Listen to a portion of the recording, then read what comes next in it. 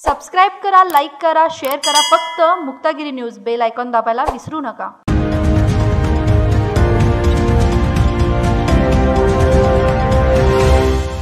बांधकाम व्यावसायिकांच्या खर्चात आणि वेळेत बचत करणारा उत्तम दर्जाचा प्लांट म्हणजेच देसाई ग्रुपचा Mahendra ready mix concrete plant. स्वर्गीय यशवंतराव चव्हाण यांच्या समाधीचे दर्शन घेऊन सेना भाजप मित्र पक्षाचे सातारा लोकसभा मतदारसंघाचे उमेदवार नरेंद्र अण्णासाहेब पाटील हे उमेदवारी अर्ज दाखल करण्यासाठी सातारा या ठिकाणी रवाना झालेले आहेत. पाहूया सविस्तर वृत्त. महाराष्ट्राचा मंगल कलश ज्यांनी आणला ते महाराष्ट्राचे पहिले मुख्यमंत्री ज्येष्ठ नेते स्वर्गीय यशवंतराव चव्हाण यांच्या समाधीचे दर्शन घेऊन लोकसभा निवडणुकीचा अर्ज दाखल करण्यासाठी जात आहे. सत्तेचा वापर हा जनतेच्या विकासासाठी झाला पाहिजे हेच उद्दिष्ट ठेवून निवडणुकीत सामोरे जात आहे. यामुळे जनतेचा विकास करण्यासाठी मी बाहेर पडलो आहे अशी प्रतिक्रिया सेना भाजप व RPI महायुतीचे उमेदवार श्री नरेंद्र अण्णासाहेब पाटील यांनी व्यक्त केले. शनिवारी सकाळी ज्येष्ठ नेते स्वर्गीय यशवंतराव चव्हाण यांच्या समाधीचे दर्शन घेऊन ते पत्रकारांशी बोलत होते. छत्रपती शिवाजी महाराज, डॉक्टर बाबासाहेब आंबेडकर व महात्मा ज्योतिराव फुले व ज्येष्ठ नेते स्वर्गीय PD पाटील यांच्या समाधीचे दर्शन घेऊन ते अर्ज दाखल करण्यासाठी साताऱ्याला रवाना झाले. श्री पाटील म्हणाले की स्वर्गीय यशवंतराव चव्हाण यांनी महाराष्ट्राचा मंगल कलश आणला. या महान पुरुषाचा आशीर्वाद घेऊन अर्ज दाखल करत आहे. सातारा जिल्हा गेल्या 10 वर्षापासून विकासापासून वंचित राहिला आहे. जिल्ह्यामध्ये औद्योगिक, शैक्षणिक, बेरोजगारी, पर्यटन, रेल्वेचा प्रश्न, जिल्ह्यातील दुष्काळ संपवण्यासाठी धरणातील पाण्याचा प्रश्न हे मुद्दे घेऊन निवडणूक लढवत आहे.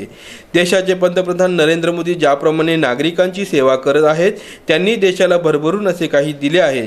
सत्तेचा वापर हा जनतेच्या विकासासाठी, समाजासाठी व गावाच्या विकासासाठी व्हावा, पण काही राज्यकर्त्यांनी स्वतःचा व सहकाऱ्यांचा विकास हेच धोरण राबविले आहे. यामुळे जनतेच्या विकासासाठी मी बाहेर पडलो आहे. आज 2019च्या लोकसभे निवडणुकीच्या निमित्ताने आज शिवसेना, भारतीय जनता पक्ष, RPI त्याचबरोबर मित्रपक्षाच्या वतीने मी आज या ठिकाणी फॉर्म भरणार आहे. आणि म्हणून महाराष्ट्राचे आराध्य दैवत, पहिले मुख्यमंत्री ज्यांनी मंगल कलश या महाराष्ट्राचा आणला, त्या महान पुरुषाचा आशीर्वाद घेऊन मी आता या ठिकाणी सर्व एकत्रपणे सर्व पक्षातील कार्यकर्त्यांना एकत्र घेऊन आता मी आज फॉर्म भरायला जातो. कोणते मुद्दे घेऊन तुम्ही निवडणुकीला जाता? सातारा जिल्ह्यामध्ये 10 वर्षापासून विकसित जो झाला पाहिजे होता तो झाला नाही.